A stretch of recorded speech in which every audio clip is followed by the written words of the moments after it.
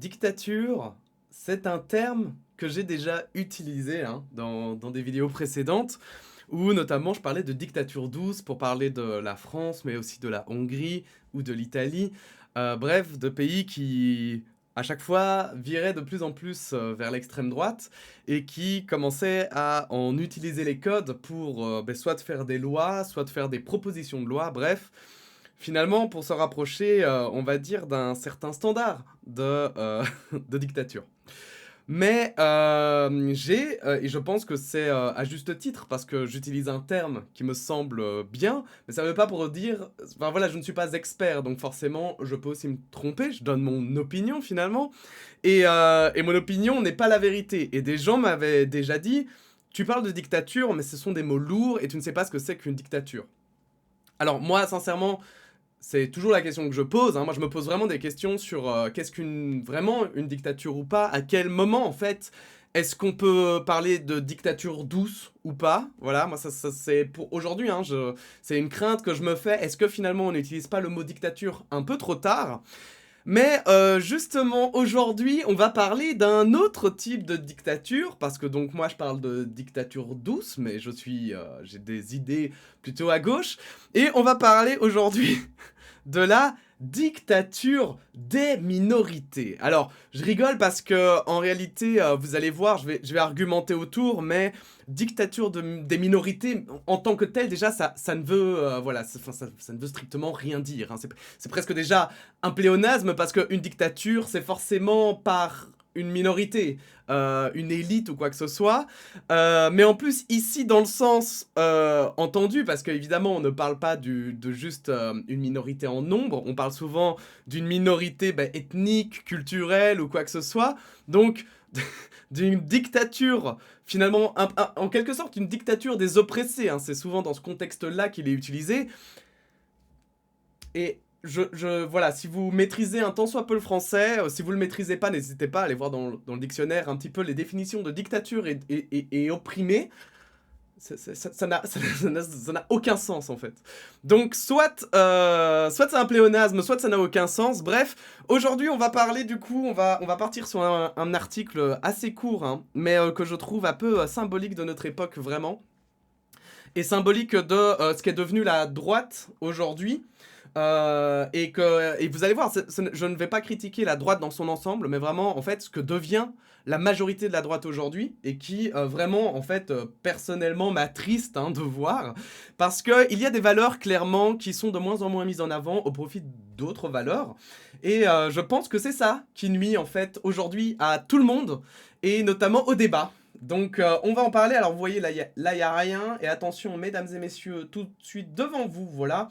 Donc c'est un article du Soir. Le Soir, c'est un journal belge francophone, hein, qui voilà, contrairement, donc ceux qui sont à gauche disent qu'il est à droite, ceux qui sont à droite disent qu'il est à gauche. Bref, j'avoue, moi je vais vous dire, en fait c'est un peu des deux, hein. Il y a des articles qui sont plutôt à gauche et des articles qui sont plutôt à droite. Maintenant, justement, moi tant que les gens qui ont des idées vont dire que le journal est d'une idée différente, je vais me dire qu'a priori, c'est que quand même, il est relativement encore neutre.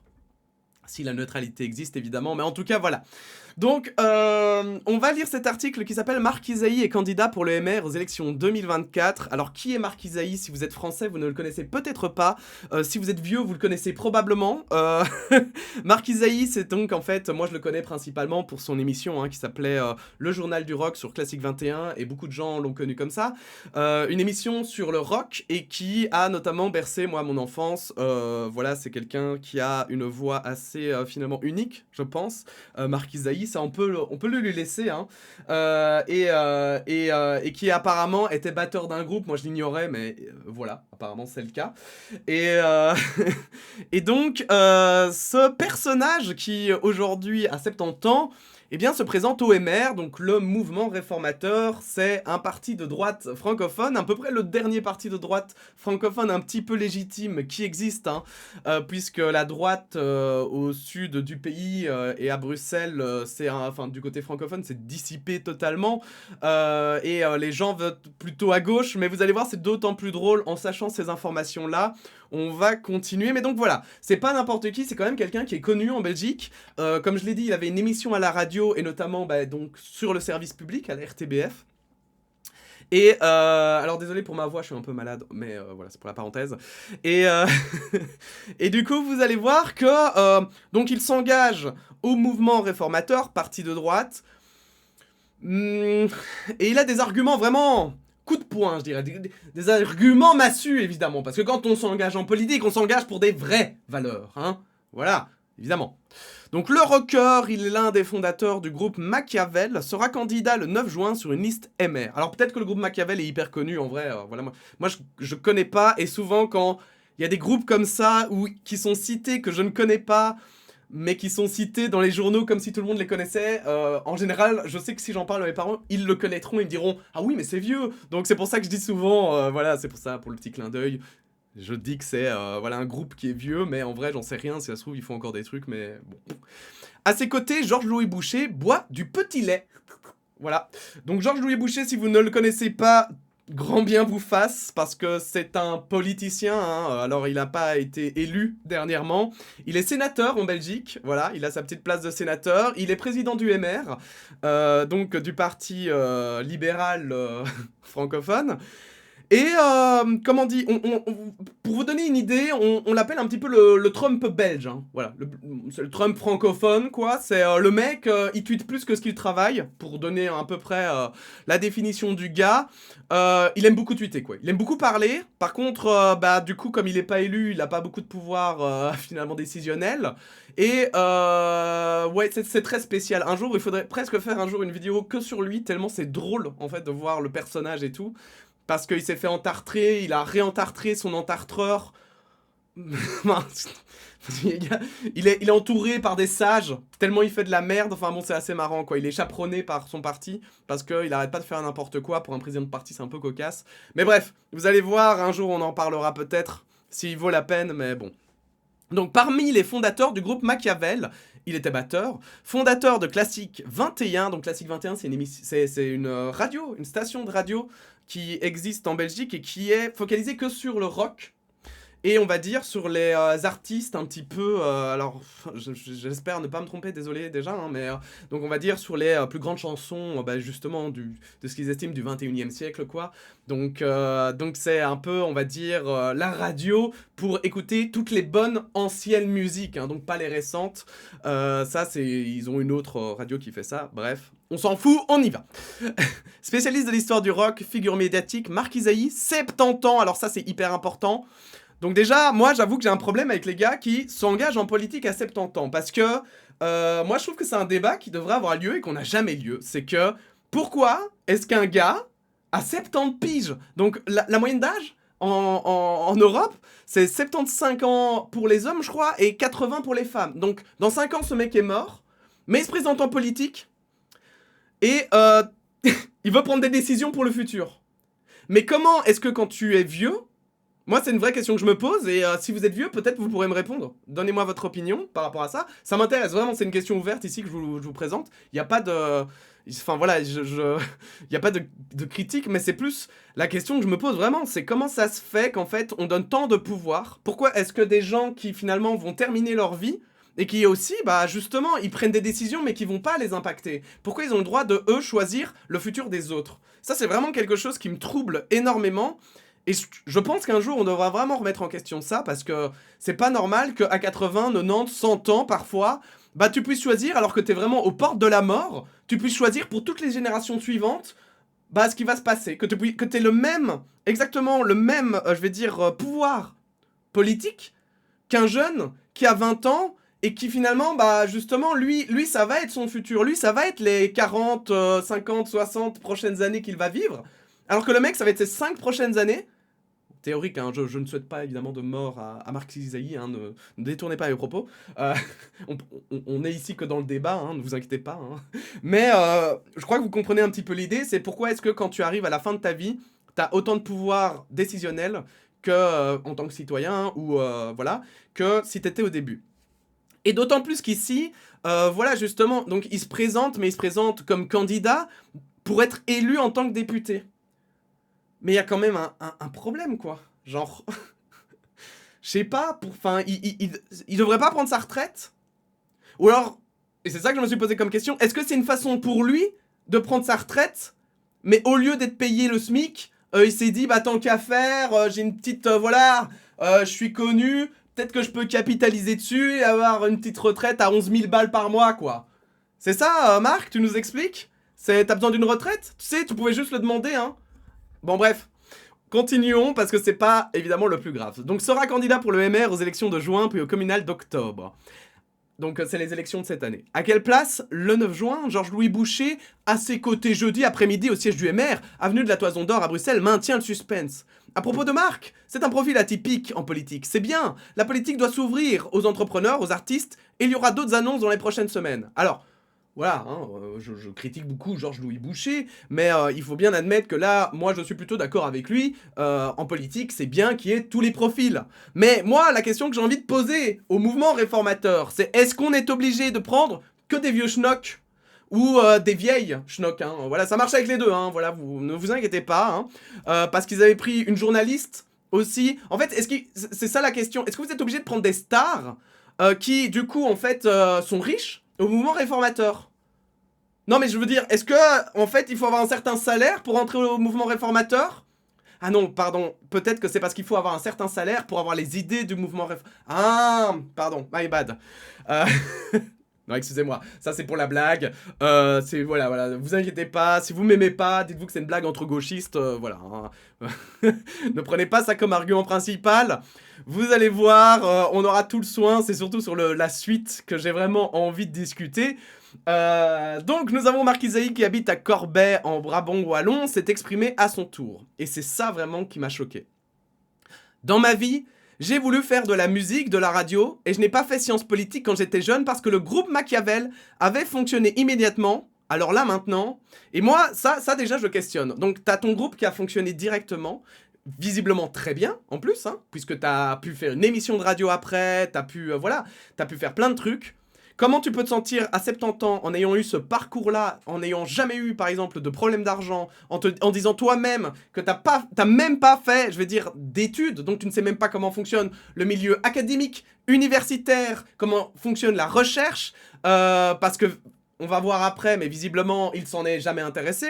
Et en fait, comment tu peux, en ayant si peu finalement partagé de situations différentes, en ayant si peu finalement échangé, parce que voilà, il y a un côté vraiment parfois où je me pose cette question, c'est comment tu peux te sentir légitime à ce point-là, tout à coup, d'arriver? Alors, en soi, moi, voilà, s'il a des opinions fortes, pourquoi pas? S'il a des opinions intéressantes, pourquoi pas?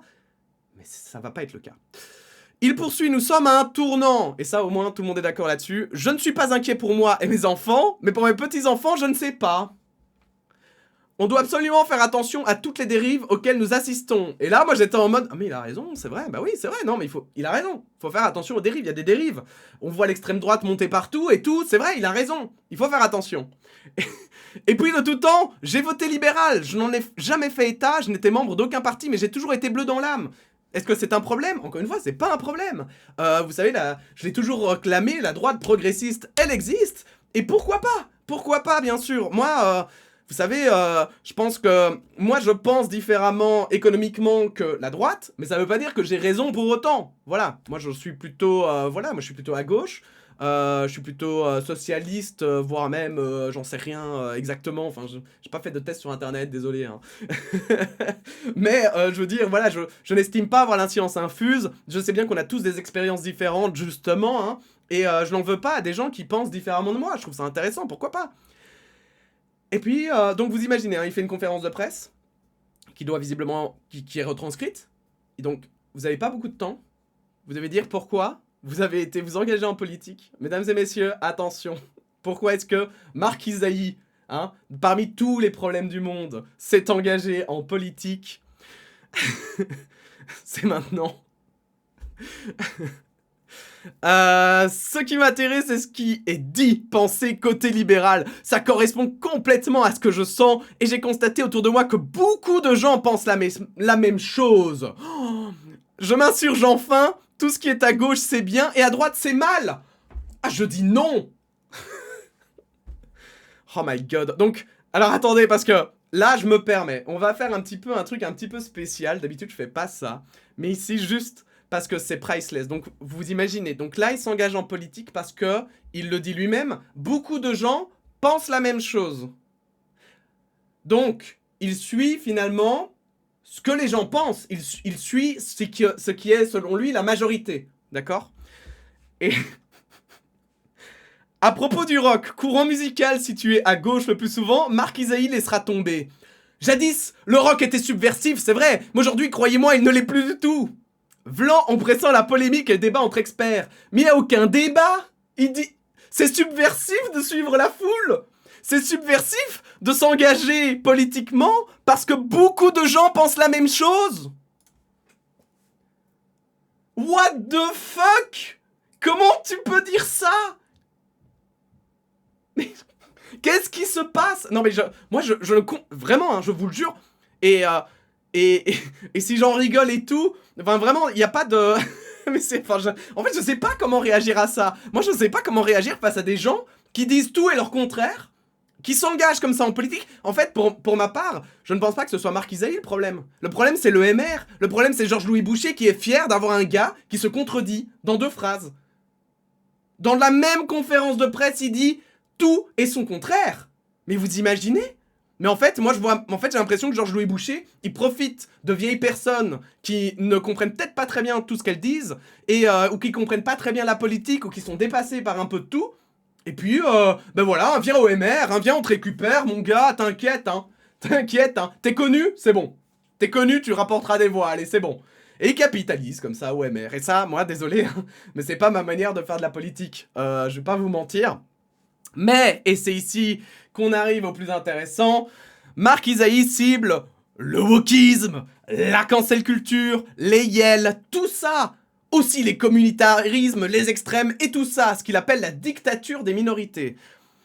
Non mais, par pitié quoi, par pitié. Il y a le conflit israélo-palestinien, il y a la guerre russo-ukrainienne, il y a la dictature chinoise, il y a les coups d'état africains, il y a l'extrême droite en Argentine, il y a, je veux dire, on n'est pas dans un monde qui manque de sujets quand même politiques. Et je veux dire, même l'écologie, même juste l'écologie. On est dans un monde où littéralement ça brûle de partout, et t'as Jean-Michel Lastar qui arrive et qui fait « Oh, les yels !» Et putain, les yels, quoi.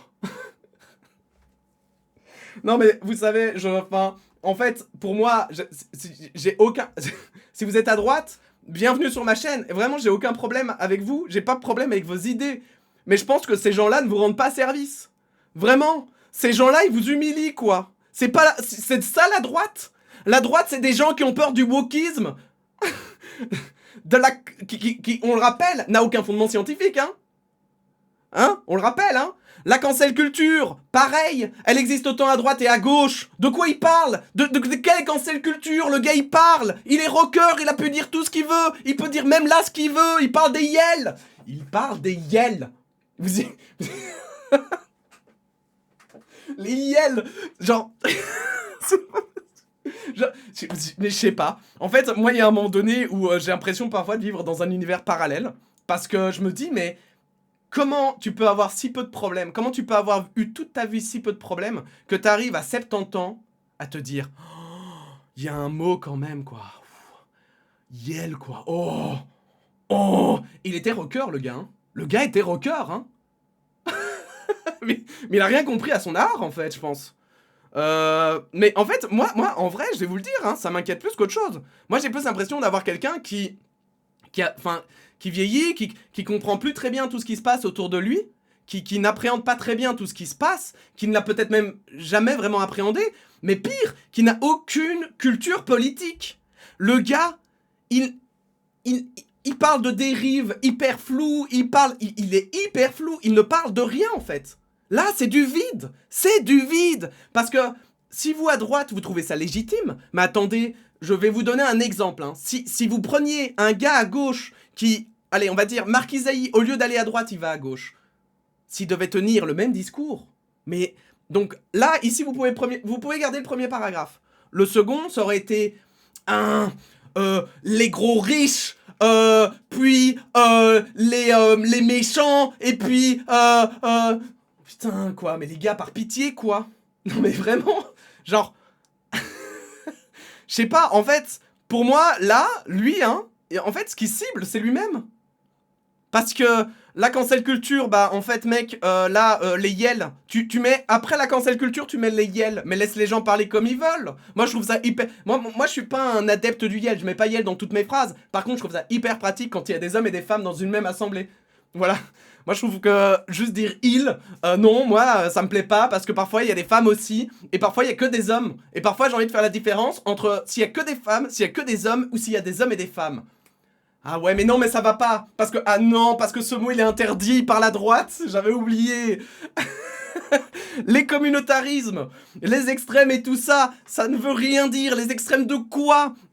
Enfin, je veux dire, c'est hyper extrême ce qu'il dit. Le wokisme, le terme, utiliser le terme wokisme à droite, c'est extrême. Évidemment que c'est extrême. Parce que le wokisme n'a aucun fondement scientifique, on l'a dit, donc c'est une manière de penser.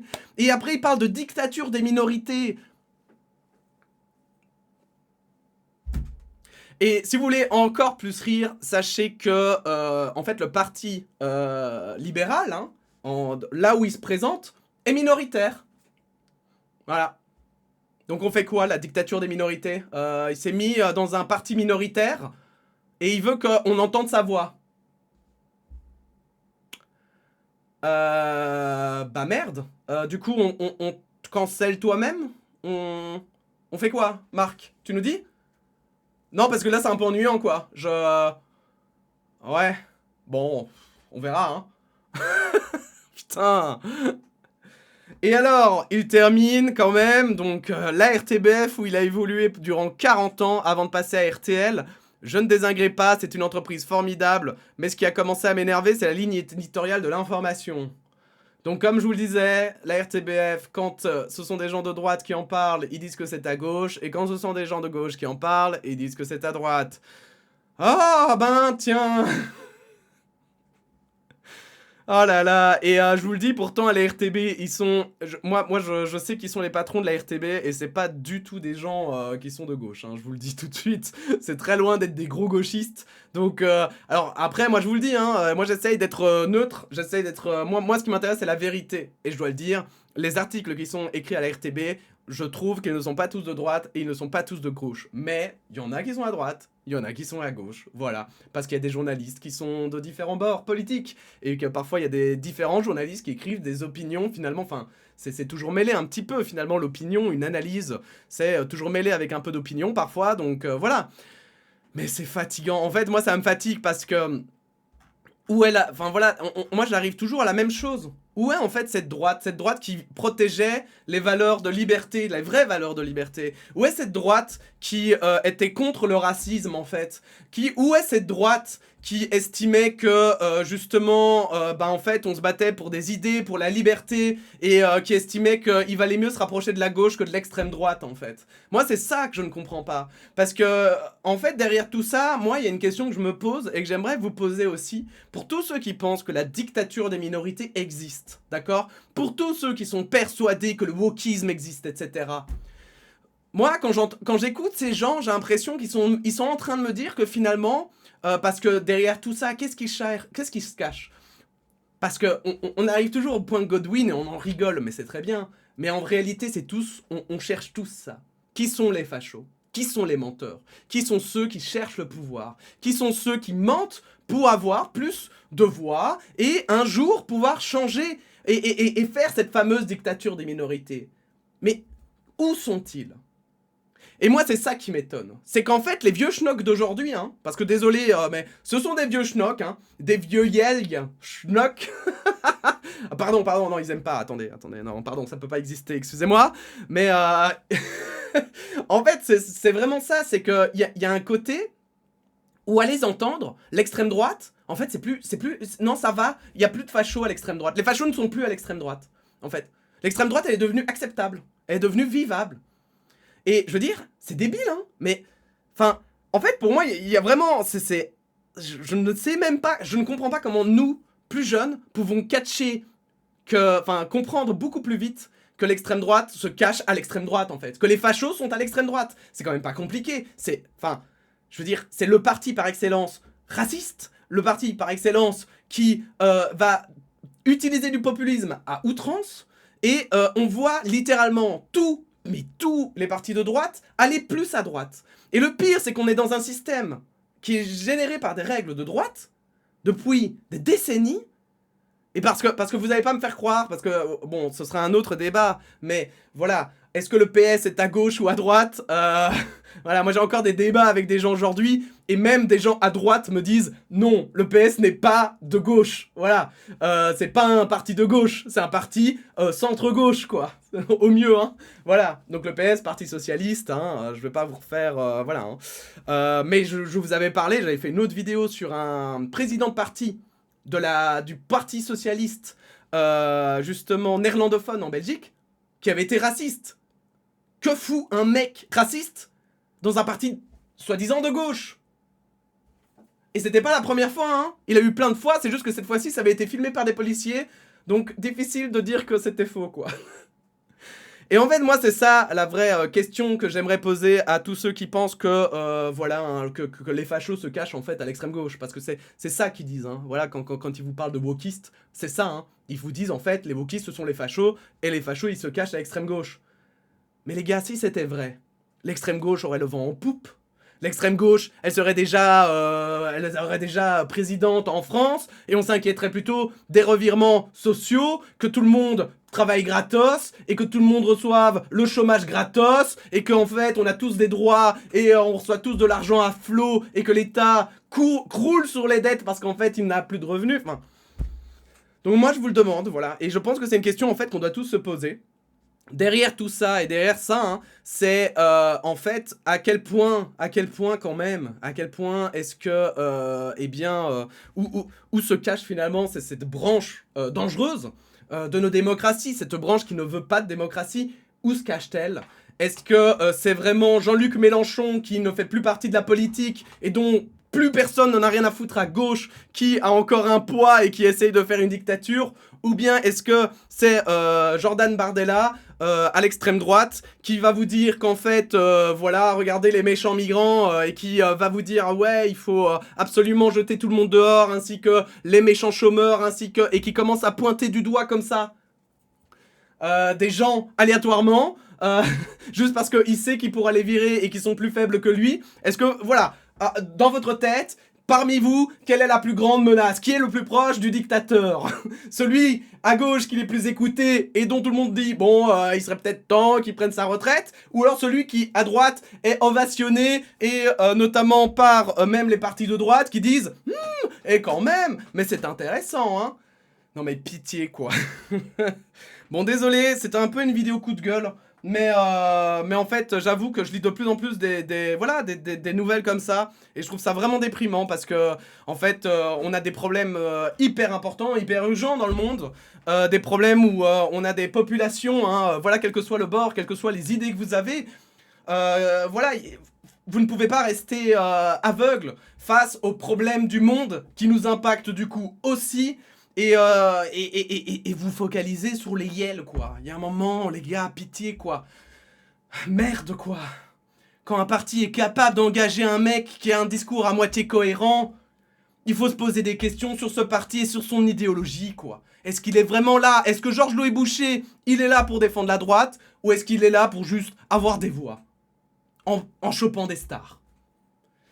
À vous de vous faire votre propre opinion, bien sûr. Je vous invite, évidemment, toutes les sources sont dans la description ici, il n'y en a qu'une, mais je vous invite à aller les voir.